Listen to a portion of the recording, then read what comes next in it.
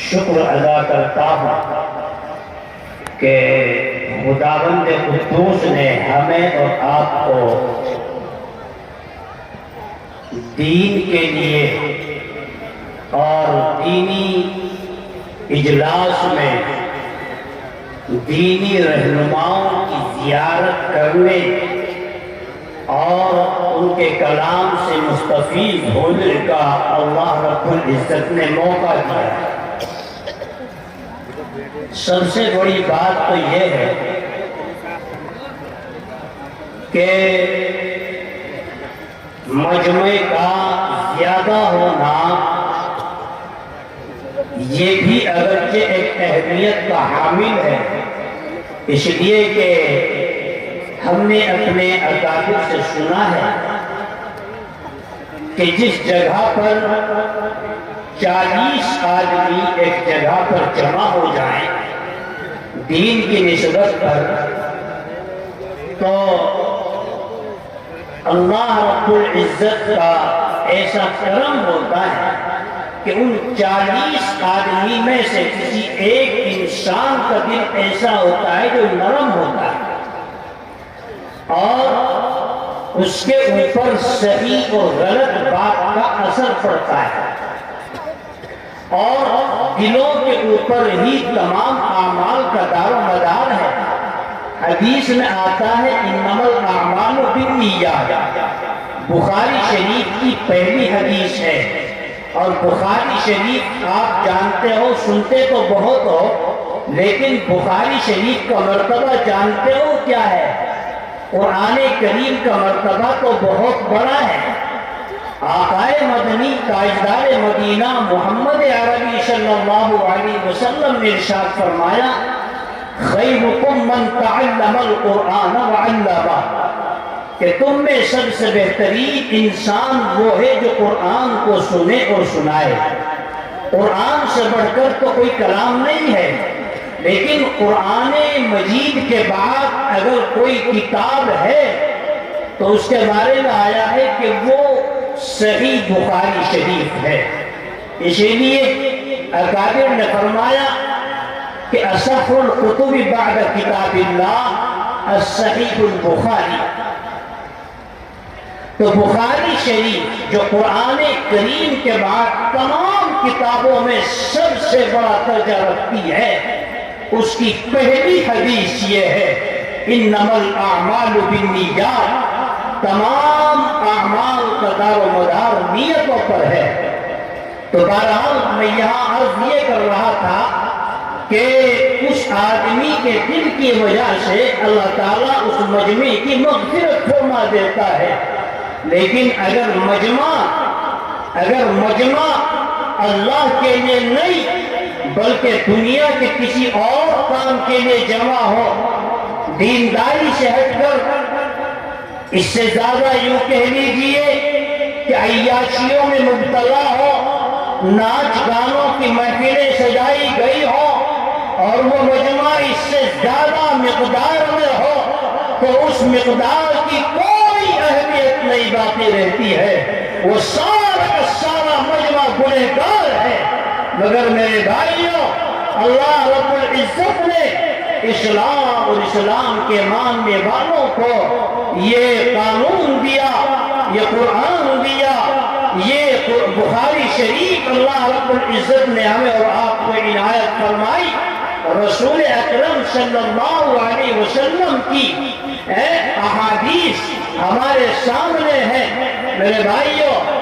حدیث ہے انما الاعمال بالنیات، اور ان کے تمام اعمال کا دار و مدار نیتوں پر ہے۔ یہاں جلسے میں آنے والے حضرات بھی کئی طرح کے ہوتے ہیں، یہ بات یاد رکھنا، جلسے میں آنے والے حضرات کئی طرح کے ہوتے ہیں۔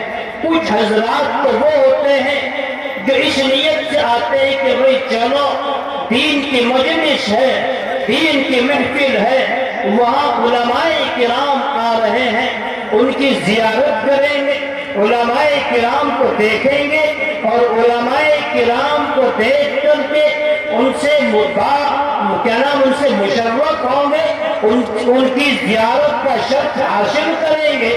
مگر بعض حضرات وہی آتے ہیں کہ دیکھیں وہاں لائٹیں کیسی لگ رہی ہیں، وہاں چہل پہل کیسی ہے، اور کون سا مقرر کیسی تقریر کرتا ہے۔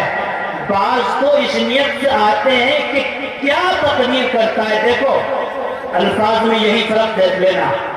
بعض تو آتے ہیں کہ کیسی کرتا ہے، کیسی کرتا ہے، اور بعض آتے ہیں کہ کیا تقریر کرتا ہے، دونوں میں فرق ہے۔ ایک آدمی تو صرف انداز کو دیکھنے آیا کہ وہ کیسا انداز رکھتا ہے، صرف یہ دیکھنے آتا ہے، لیکن ایک آدمی اس نیت سے آتا ہے کہ وہ کیا بتا رہے ہیں، جو وہ بتائیں گے اس پر ہم عمل کریں گے۔ اور بعض حضرات میں نے بتایا وہ جلسے کی رونقیں کو دیکھنے آتے ہیں، تو ہم اور آپ کن لوگوں میں سے ہیں؟ کیسی کرنے آیا ہے یا کیا بتائیں گے اس پر ہم عمل کریں گے؟ عمل کرنے کی نیت سے آئے ہیں سبھی؟ آپ اٹھا کے دکھاؤ کون کون نہیں آیا اس نیت سے؟ اس نیت سے نہیں آئے، اور کس نیت سے آئے ہو یہ بتاؤ؟ کس نیت سے آئے؟ جلسے میں عمل کرنے کی نیت سے آئے؟ آپ اٹھا کے بلند کر کے ماشاءاللہ، جی جزاک اللہ۔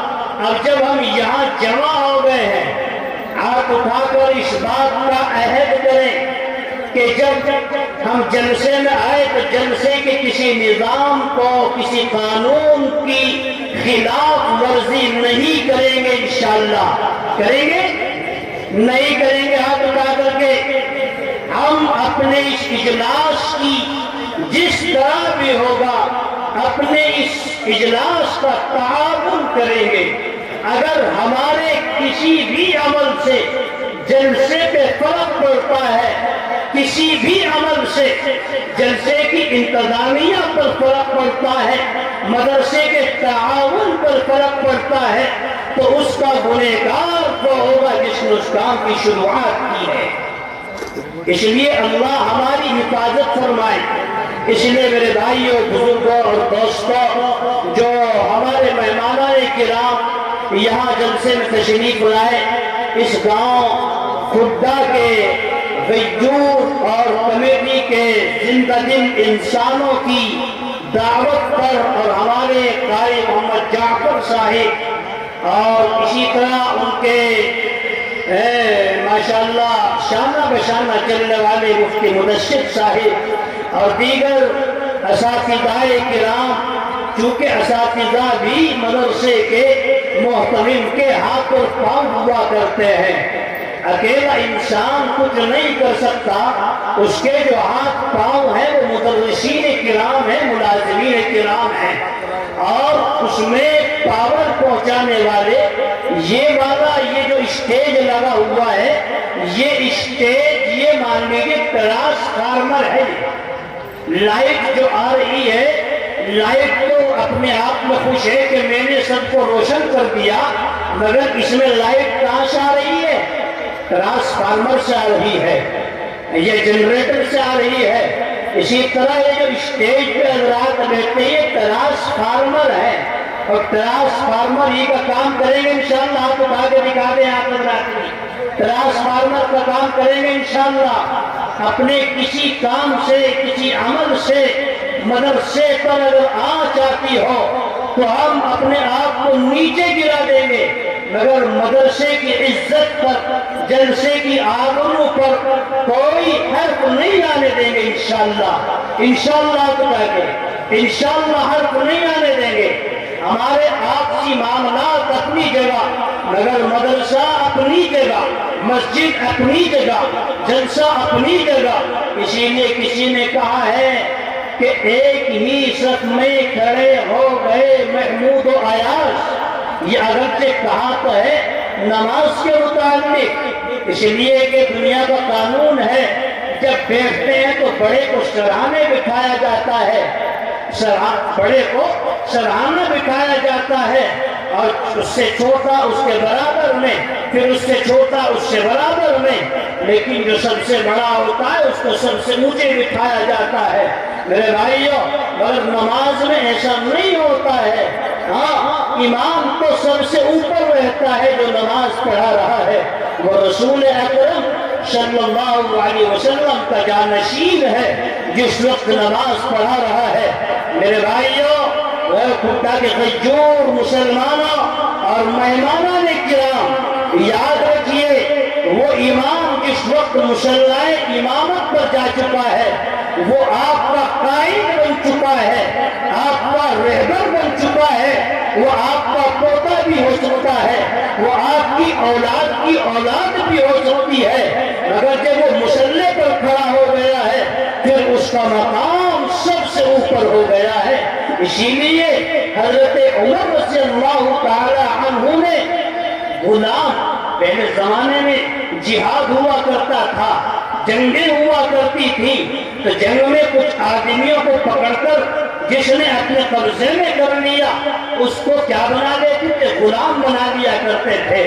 بہت سے علماء موجود ہیں، کتابوں میں غلام کے بہت سارے واقعات آتے ہیں غلاموں کے۔ اب تو غلام نہیں پائے جاتے، تو پہلے غلام بنا لیا جاتا تھا بغیر کسی نوکری کے، بغیر کسی تنخواہ کے، یہ ہم نے یہ فلاں جگہ سے قبضہ کیا ہے، بندھک بنایا ہے، اب ہمارے کام کرے گا۔ غلام کا کوئی حیثیت نہیں رکھتا تھا جس نے اپنے قبضے میں کر لیا، مگر ایک غلام ایسا نکلا، بڑے غور سے سننے کی بات ہے، ایک غلام ایسا نکلا کہ اس غلام نے قرآن کریم یاد کر لیا۔ کیا کر لیا بھائی؟ قرآن کریم یاد کر لیا۔ تو قرآن کریم یاد کرنے کے عوض حضرت عمر رضی اللہ تعالی عنہ نے اسے ایک صوبے کا گورنر بنا دیا، صوبے کا گورنر بنا دیا۔ جیسے آپ صوبے پہ کسی مکھیہ منتری کو بٹھا دیتے ہیں، صوبے کا گورنر۔ میرے بھائیوں، کسی نے سوال کیا اور معلوم کیا کہ بھئی حضرت یہ کیا کیا آپ نے؟ غلام کو اوپر بٹھا دیا ہے، غلام کو آقا بنا دیا ہے، گورنر بنا دیا ہے۔ تو حضرت عمر نے فرمایا کہ جب یہ غلام تھا تو غلام تھا، مگر اب اس کے سینے میں، سنو غور سے، کہ اب اس کے سینے میں قرآن کریم پہنچ چکا ہے، اب اس کے سینے میں قرآن کریم محفوظ ہو گیا، اب اس نے قرآن کریم یاد کر لیا، اب یہ غلام نہیں رہا، اب یہ آقا بن گیا اور صوبے کا مکھیہ منتری بنا دیا، گورنر بنا دیا۔ میرے بھائیوں، قرآن کا اتنا بڑا اعزاز ہے۔ ایک بزرگ ہوتے تھے جو مدرسے میں بچوں کو پڑھایا کرتے تھے، مگر جہاں دیکھتے کہ بچے آ رہے ہیں اور آپ لیتے ہوئے ہیں اور پاؤں پھیلے ہوئے ہیں، جہاں دیکھا کہ طالب علم آ رہے ہیں، مدرسے میں پڑھنے والے بچے جنہیں ہم کوئی اہمیت بھی نہ دیں لیکن مدرسے میں پڑھنے والے بچے تھے، تو فرمایا کہ پاؤں، جب دیکھا کہ بچے مدرسے کے آ رہے ہیں تو پاؤں کو سکوڑ لیا کرتے تھے، موڑ لیا کرتے تھے اور بیٹھ جایا کرتے تھے۔ کسی نے کہا حضرت آپ کو بڑے حضرت ہیں، یہ تو بچے ہیں، آپ پھر بھی پاؤں موڑ لیتے ہو۔ حضرت نے فرمایا کہ نہیں بھائی، یہ بچے تو ہیں مگر ان کے سینے میں قرآن کریم ہے، ان کے سینے میں قرآن کریم ہے، میری کیا مجال کہ میں ان کی جانب پاؤں پھیلا کے لیٹوں۔ اسی لیے میرے بھائیوں، علماء کرام کا احترام انہوں نے کیا اور علماء کرام کے احترام کی بنا پر آج الحمدللہ یہ دین ہم تک پہنچا ہے۔ جنہوں نے بھی ان علماء کا احترام کیا، ادب کیا، میرے بھائیوں وہی عروج پہ پہنچا، ترقی پہ پہنچا۔ میں آپ کو ایک بات بتلاؤں، میں الحمدللہ میں اگر ویسے کارگزاری بتاؤں تو یوں ہو جائے گا کہ بھئی تعریف کر رہا ہے، اور تعریف کرنا اچھی بات نہیں ہے اپنی زبان سے۔ ایک بچی گم ہو گئی،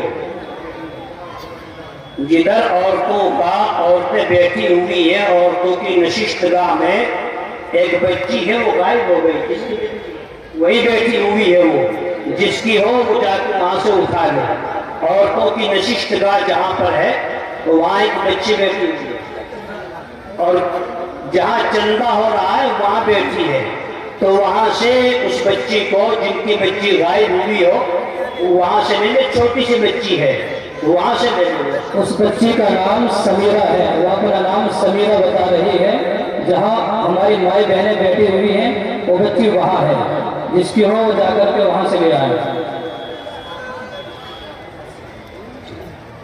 تو بہرحال میرے بھائیوں، تو میں عرض کر رہا تھا، میں بہت سارے مدرسوں میں جاتا ہوں، الحمدللہ جلسے کرتا ہوں۔ یہ میں پہلے سے ندامت کرتا تھا، ماضی بعید ہے، سمجھے، لیکن اللہ کا کرنا، کچھ طبیعت کا تقاضا، کچھ عمر کا تقاضا بہرحال، اور میں بہت پہلے سے آتا ہوں۔ جب مدرسہ وہاں وہ چھوٹا سا مدرسہ تھا سامنے سے، اور اس وقت سے نونا بڑی سے میں بذات خود یہاں آتا تھا، اور وہ بھی مجھے وقت یاد ہے جب میں سواریاں پکڑ کے آتا تھا، پھر موٹر سائیکلیں چلی، پھر موٹر سائیکل سے آنا شروع کیا، اور اب طبیعت کا تقاضا کچھ اور ہو گیا، طبیعت تعلیم دینے لگی تو یہاں آنے لگا۔ اب میں جہاں جاتا ہوں تو تشکیلی بیان ہوتا ہے یا بس دعا، اور یا پھر ویسے بیان ہو جاتا ہے۔ نظامت یہی کر رہا ہوں، لیکن آپ کو ایک بات بتا دوں، اردے کے لوگوں، بتانے کا مقصد یہ ہے میرا اس بات سے کہ آپ لوگوں نے علماء کی قدر کی اور علماء کو سراہا، اور ہمارے محترم قاری جعفر صاحب جس دن سے یہاں تشریف فرما الحمدللہ، وہ پہلے اگرچہ مدرس بھی تھے، پھر آپ لوگوں نے ان کو آگے بڑھایا، تو میں دیکھ رہا ہوں کہ الحمدللہ مدرسہ دن بدن ترقی کی طرف گامزن ہے۔ یہ پورے گاؤں کا اور اس کمیٹی کا بڑی خدمات ہیں ان حضرات کی، اور اسی کا نتیجہ ہے کہ کھٹے جیسے گاؤں میں جو روڈ سے بھی میرے خیال میں 3-4 کلومیٹر تو ہٹا ہوا ہوگا نا، روڈ سے ہٹا ہوا ہے، اور روڈ سے ہٹے ہوئے گاؤں میں لوگ بہت مشکل سے پہنچتے ہیں، مگر جہاں کمال کا انسان ہو وہاں پہنچتے ہیں، چاہے وہ جنگل میں بھی کیوں نہ ہو۔ اسی لیے ہمارے استاد محترم فخر المحدثین حضرت مولانا سید انور شاہ صاحب رحمۃ اللہ علیہ، شیخ الحدیث دارالعلوم وقف دیوبند، فرمایا کرتے تھے کہ او بچوں، اپنے اندر کمال پیدا کر لو، اپنے اندر کمال پیدا کر لو۔ یہ کہتے ہیں کہ لوگ عزت نہیں کرتے، لوگ عالموں کی عزت نہیں کرتے، فرمایا عزت تو ہوتی ہے، میں سناتا ہوں کیوں نہیں ہوتی عزت، یاد رکھو۔ تو انہوں نے فرمایا، مرزا غالب کا ایک شعر کہ ہجوم بلبل ہوا چمن میں، ہجوم بلبل ہوا چمن میں، کیا جو گل نے کمال پیدا، ہجوم بلبل ہوا چمن میں، کیا جو گل نے جمال پیدا، اور قدردانوں کی کمی نہیں ہے غالب جو کر لے کمال پیدا۔ جو طور ہے دنیا کا اسی طور سے بولو، یہ بہروں کا علاقہ ہے، ذرا زور سے بولو نعرہ تکبیر۔ حضرات علماء کرام، دارالعلوم دیوبند، یاسینیہ سراج العلوم، حضرت مولانا قاری ارشاد صاحب، حضرت مولانا مفتی محمد اطہر صاحب، نعرہ تکبیر۔ تو میرے بھائیوں، یہ حقیقت ہے، اگر انسان کمال پیدا کر لے تو لوگ وہی پہنچ جائیں گے اس کے پاس۔ آپ حضرات نے کمال پیدا کیا، یہاں مدرسے کے محتمم نے کمال پیدا کیا، یہاں کے اساتذہ نے کمال کر کے دکھایا، یہاں کی کمیٹی نے کمال کر کے دکھایا۔ آج اسی کا نتیجہ ہے کہ اس مدرسہ یاسینیہ سراج العلوم خدا میں جب کبھی تھوڑے سے بچے رہتے تھے، میں نے وہ وقت بھی دیکھا ہے، اور میں مسلسل آتا ہوں، بیچ میں بھی طبیعت تعلیم میں اس لیے نہیں آنا ہوا ہے، لوگ نہیں آتے، لیکن الحمدللہ آپ کا یہ لگاؤ، یہ شوق، یہ عقیدت نے آج اس ادارے کو چھوٹے اداروں میں نہیں بڑے اداروں میں بنا دیا، اور جب کہیں آپ کے جلسے کا نام آتا ہے میں حوالے پھینک رہا ہوں، ہر جگہ جا کے معلوم کر لینا۔ جب بھی کہیں یہ بات آتی ہے کھٹے کا جلسہ تو لوگ کہتے ہیں کہ وہاں کا جلسہ تو ماشاءاللہ بڑا کامیاب جلسہ رہتا ہے، بڑا کامیاب جلسہ ہے۔ میرے بھائیوں میں بہت سارے جلسوں میں اس کا ذکر بھی کرتا ہوں، بتلاتا بھی ہوں کہ کھٹے کے لوگوں کو تو انشاءاللہ اسی پر آپ قائم رہیں گے، بلکہ اس سے بھی آگے قدم بڑھائیں گے انشاءاللہ، ہاتھ اٹھا کے اس سے بھی آگے قدم بڑھائیں گے انشاءاللہ۔ اگر مدرسے کے لیے جان بھی دینی پڑے تو جان بھی دیں گے انشاءاللہ، ہاتھ اٹھا کے، اور مال کی ضرورت پڑے تو مال بھی دیں گے انشاءاللہ۔ بس آخر میں اتنی سی بات عرض کرتا چلوں، ماشاءاللہ یہ تو امید ہے آپ سے، اسی لیے میں نے عرض کیا ہے۔ بہرحال میں آپ کو یہ بتا دوں کہ بھئی ہر چیز کا ایک اصول ہوتا ہے، ایک قانون ہوتا ہے، یہاں تک کہ گھاس کاٹنے کو تو بالکل چھوٹا سا کام سمجھا جاتا ہے، کوئی بھی کاٹ کے گھسی آ رہا ہے، لیکن گھاس کاٹنے کا بھی ایک طریقہ ہے۔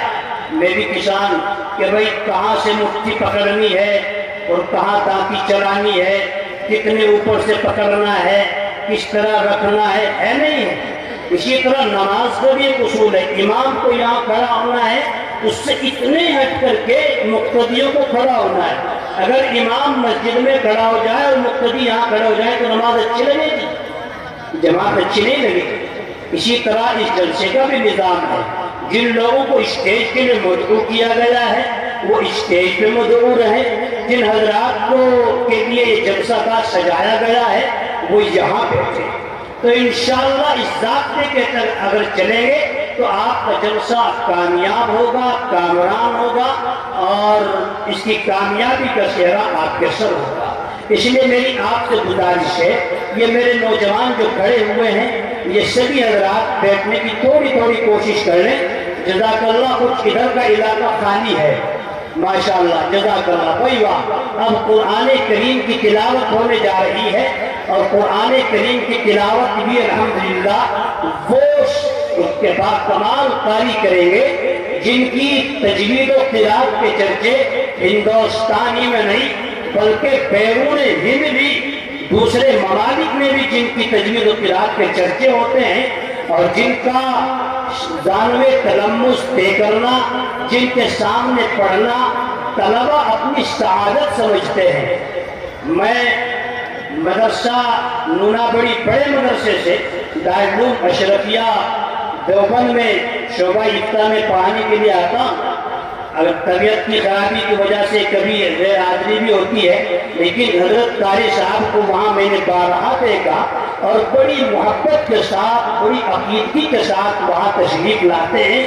آپ ایک ایسے مقام پر فائز ہیں کہ جس مقام پر پہنچنے کے لیے ماں کی دعائیں، والدین کی دعائیں اور رشتہ داروں کی دعائیں رات شب و دن، روز و شب لگی رہتی ہیں، مگر پھر بھی اس مقام کو پانے کے لیے وہ لائن میں لگے رہتے ہیں۔ یعنی ازہر ہند دارالعلوم دیوبند جیسی عظیم دینی درسگاہ جو دنیا میں اپنی تعلیمی، ملی، سماجی اور باطل سے ٹکرانے کی تاریخ میں اور ہر اعتبار سے سب سے ممتاز ادارہ ہے، اگرچہ تعداد میں طلبہ اور مدرسوں میں اس سے زیادہ ہو، مگر باطل سے ٹکرانے میں جو کام دارالعلوم دیوبند نے کیا ہے وہ آج تک تاریخ میں دیکھنے کو نہیں ملتا ہے۔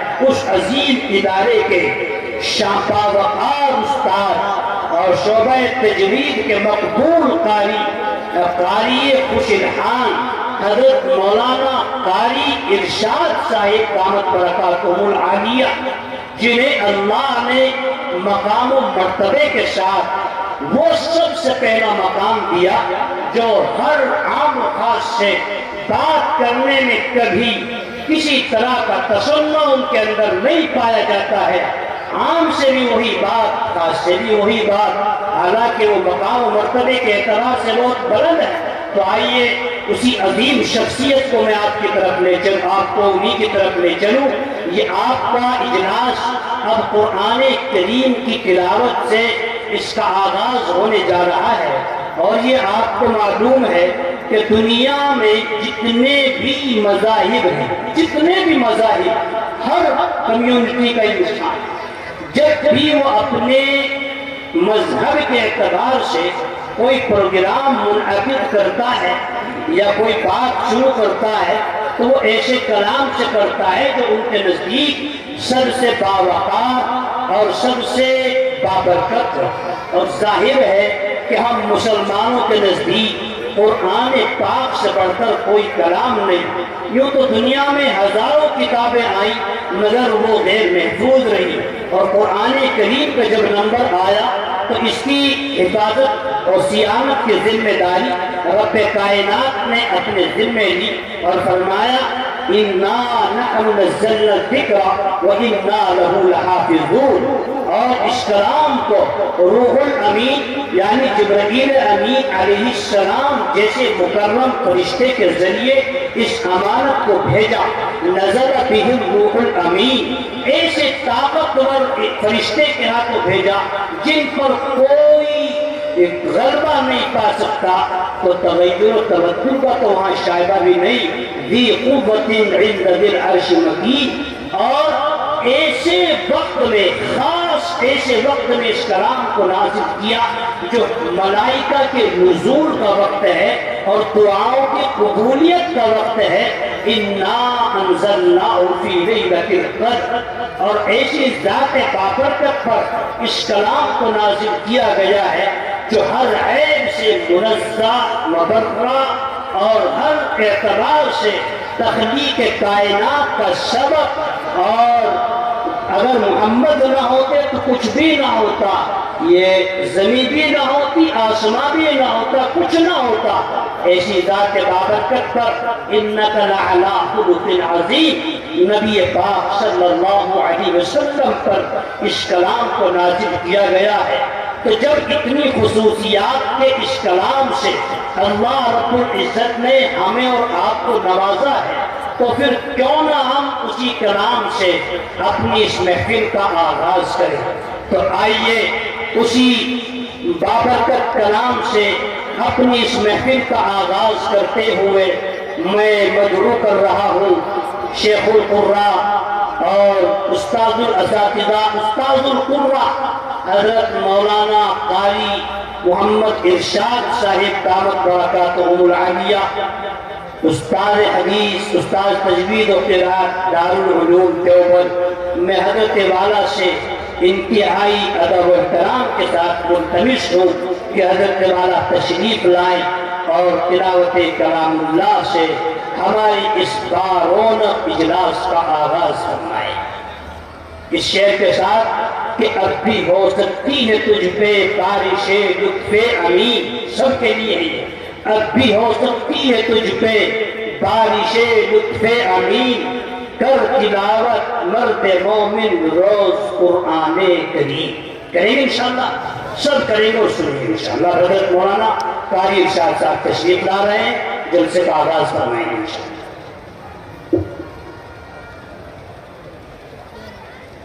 جی بھائی جو